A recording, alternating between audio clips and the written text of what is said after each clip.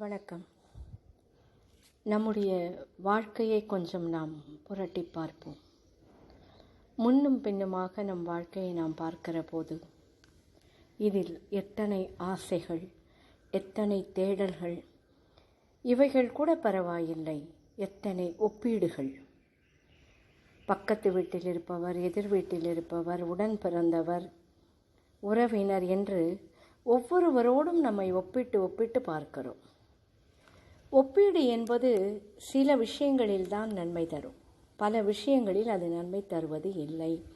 அதை நாம் உணர்வதும் இல்லை. நான் ஏன் இப்படி இருக்கிறேன்? ஒரே வீட்டில் பிறந்தவர்களாக இருந்தாலும், ஒரே வீட்டில் பிறந்த 2 மகன் அல்லது 2 மகள்களாக இருந்தாலும், அவர்கள் திருமணம் செய்து கொடுக்கப்படுகின்ற இடம், அவர்கள் போன அந்த நேரம், அவர்களுடைய வளர்ச்சி, அவர்களுடைய பிள்ளைகள், இப்படி எல்லாமே மாறுபட்டுத்தான் உலகத்திலே அமையும். ஆனால் மாறுபாடுகளை நாம் மனதார ஏற்றுக்கொள்வதே இல்லை. எனக்கு மட்டும் ஏன் இப்படி, எனக்கு மட்டும் ஏன் இப்படி என்றே பெரும்பாலும் பேசிக்கொண்டிருக்கிறோம். அதற்குத்தான் மிக அழகாக ஒரு அரசனே பாடுகிறார்.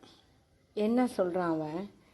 ஒருத்தன் யானையை வேட்டையாடணும்னு போகிறான், அவனுக்கு யானை கிடச்சிருது. ஆனால் ஒருத்தன் ரொம்ப சின்ன பறவையாக இருக்கக்கூடிய, பறவைகளிலேயே மிகச்சிறிய பறவையாக இருக்கக்கூடிய குறும்பூழ் என்று சொல்லக்கூடிய பறவையை வேட்டையாட போகிறார். அவனுக்கு அது கிடைப்பதில்லை. ஏன்? அது அவனவனுடைய விதி. அதனால்தான் யாரையும் நாம் நொந்து கொள்ள வேண்டாம் என்று கணியன் பூங்குன்றனார் சொன்னார். என்ன சொன்னான் கணியன் பூங்குன்றன்? தீதும் நன்றும் பிறர் தர வாரா. யார் தந்தும் நமக்கு எதுவும் நல்லதும் வரதில்லை, தீயதும் வரதில்லை. வாழ்க்கை என்பது எவ்வளவுதான் இருந்தாலுமே உண்பது நாழி உடுப்பவை 2 என்று சொல்கிறார். இது எல்லோரும் அறிந்துதான். ஒரு குறிப்பிட்ட அளவுக்கு மேலே நம்மளால் உண்ண முடியாது. அதே மாதிரி மானத்தை காப்பதற்கோ அல்லது அழுக செய்வதற்கோ 2 உடைகள் மேலும் கீழுமாக போதுமானது.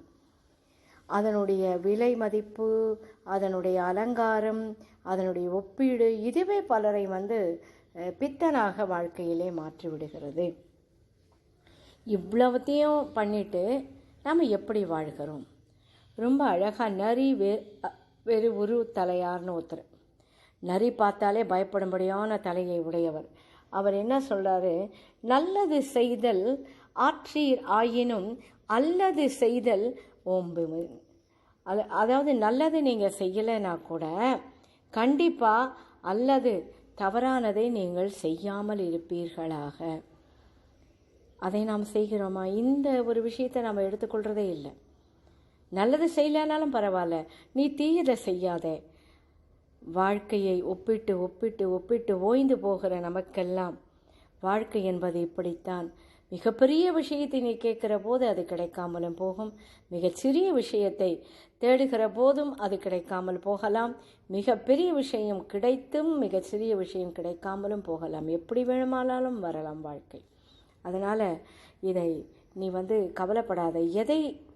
எதை பெற்று கொண்டு இருக்கிறாயோ, எது உனக்காக வந்திருக்கிறதோ, எது உன்னுடையதாக இருக்கிறதோ அதை வைத்து நல்லதை செய், அல்லவற்றை செய்யாதே என்ற அந்த வாழ்க்கை நெறிமுறைகளை நம்முடைய புறநானூறு பேசுகிறது. இங்கு ஒரே பாடலில் இல்லாமல் மூவருடைய பாடல்களில் இருந்து நான் இந்த செய்திகளை சொல்லி இருக்கிறேன். நன்றி, வணக்கம்.